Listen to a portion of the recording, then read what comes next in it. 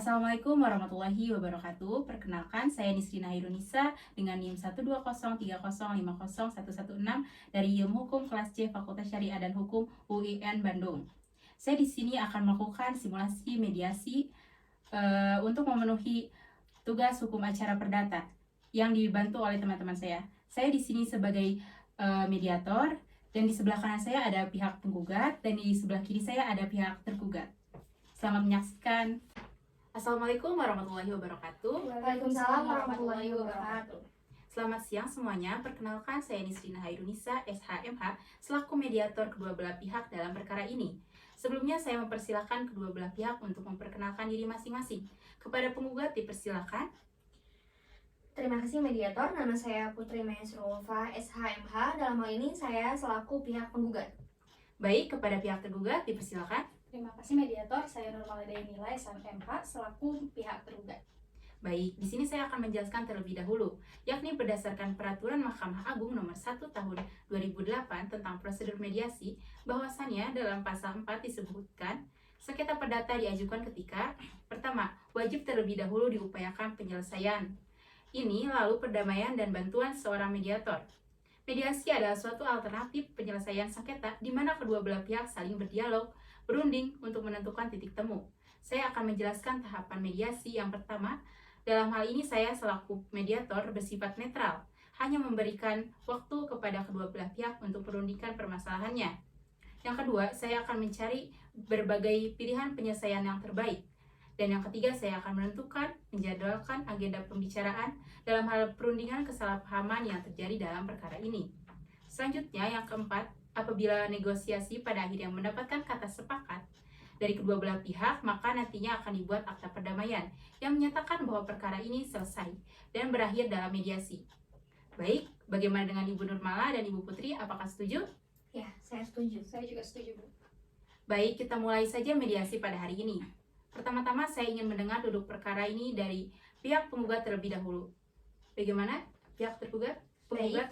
Mediator, jadi perkara ini berawal dari saya dan saudara Nurmala yang membuat suatu perusahaan yang kami beri nama PT Jujur Indah, yang dimana saya menanam modal sangat besar berupa 877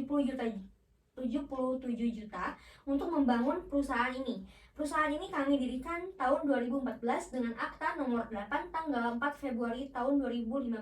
Kerjasama tersebut kami tuangkan dalam perjanjian yang menyatakan bahwa nantinya keuntungan setiap tahun perusahaan ini yakin sebesar 5% akan diberikan kepada saya. Namun 2 tahun terakhir ini dari tahun 2019 hingga saat ini tahun 2021 saya tidak menerima keuntungan apapun dari perusahaan tersebut.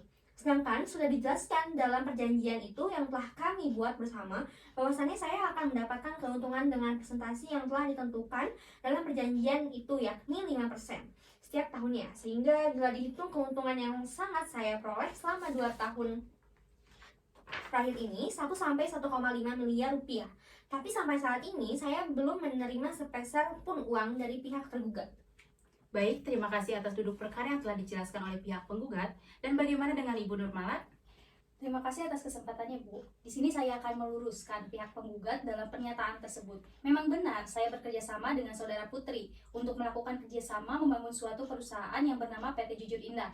Namun, perlu kita ketahui, kita itu memiliki 500 pekerja yang harus kita perhatikan. Mungkin saudara Putri belum paham bahwasanya perjanjian tersebut dapat berubah kapan saja melihat situasi dan kondisi. Loh, bagaimana bisa terjadi tanpa adanya sepengetahuan saya? Seharusnya saudara Nurmala berkata terlebih dahulu akan hal itu. Berarti Anda membuat kebijakan sendiri tanpa adanya koordinasi kepada saya terlebih dahulu. Ibu seharusnya tahu perkembangan perusahaan kita. Kita lihat dari pasal 4 di sini. Jelaskan bila terjadi kerugian maka akan menjadi tanggung jawab dari kedua belah pihak. Jadi di sini sudah jelas kalau ada kerugian dalam perusahaan kita akan menanggungnya secara bersama-sama dalam perjanjian ini. Akan bertanggung jawab secara bersama-sama, bukan salah satu pihak saja. Tidak bisa dong, ini kan sudah 2 tahun. Dan hal ini juga baru-baru disampaikan kepada saya pada saat sekarang. Dan itu juga karena adanya mediasi. Tidak seperti itu seharusnya. Oke, baik. Terima kasih kepada Ibu Nurmala dan Ibu Putri. Di sini saya akan menjelaskan bukti yang telah disampaikan oleh pihak penggugat dan pihak tergugat. Di sini saya melihat bahwa pihak penggugat dan pihak tergugat terjadi kesalahpahaman, di mana Ibu Putri merasa hak saudari tidak terbayarkan selama 2 tahun terakhir ini.